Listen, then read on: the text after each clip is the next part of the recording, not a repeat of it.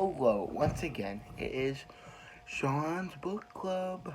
First, we are going to read another book, like 10 pages or a chapter. Yeah, we're going to read a chapter of this book and the other book, okay? Does that sound good in the hoodie?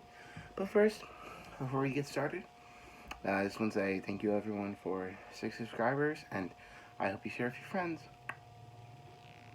Okay, so we're going to read one of the stories, 10 pages from them. Let's get into this. Okay. A birthday celebration. Bookworm Paradise has never been so crowded. Over 1,000 guests were crammed inside the bookstore's event space, with no standing room left.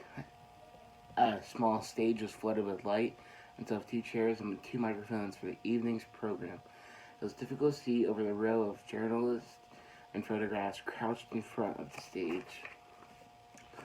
But the attendees were assured the press would only be there for the first 2 minutes of the event. The multi-generational crowd had come to the bookstore to see their favorite author in the flesh. The guests fidgeted as they stood and squirmed.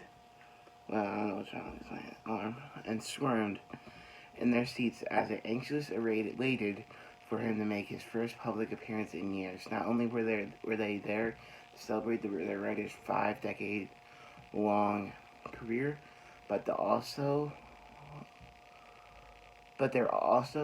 event was also marking a very special day in the author's life. A colorful banner painted by the students from the local elementary school hung above the stage that said, "Happy 80th birthday, Mr. Bailey." Just as the bookstore promised at 8 o'clock sharp, a man in a chic suit stepped on stage and the evening festivities began. Good evening, ladies and gentlemen, and welcome. And welcome in to a microphone. I'm Georgie Quinn from the New York Times Book Review. I couldn't be more honored to be moderating tonight's event. We were all here to celebrate a man who has made the world a much more magical place. Thanks to over 100 published works of children's fiction, the crowd cheered at the mention of Mr. Bailey. Accomplished career and all the other books could be found in the audiences as the guests held their favorite titles close to their hearts. As I look around the room, I'm very pleased to see such a diverse group of people.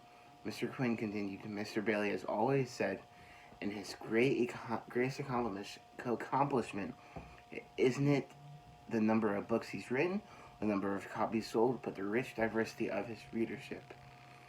I cannot think of a better testament to his work than knowing it's enjoyed by families all over the world. Many people in the audience placed a hand over their chest as they remembered the joy the author had brought them over the years. Some even began teary-eyed recalling what an impact Mr. Bailey's stories had on their young children's lives. Luckily, they found his work when they needed a good story the most. It's hard.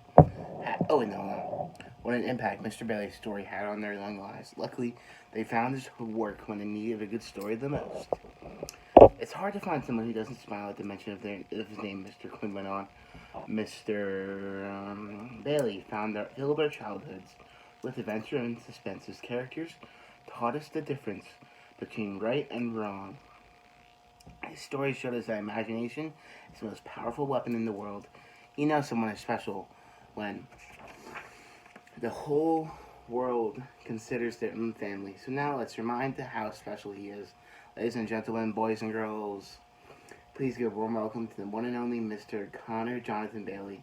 The seated guests leaped to their feet, and the event space filled with thunderous applause. The photographers raised their cameras, covered the stage quickly, and covered the stage quick pulsating flashes. A durable and skinny man, slowly. He wore thick glasses, light blue suspenders, and neon red sneakers. From the way he dressed, the mischievous twinkle in his eyes was clear. Mr. Bailey was just as colorful as the characters in his book. Mr. Quinn tried to help the author into his seat, but the old man waved the temp off, insisting he didn't need assistance. Even after Mr. Bailey sat down, the crowd continued to shower him with their affectionate applause. Thank you, Mr. Bailey said into this microphone. You're too kind, but it's probably best you stop clapping so we get on with the show. I'm 80 years old. Time is of the essence.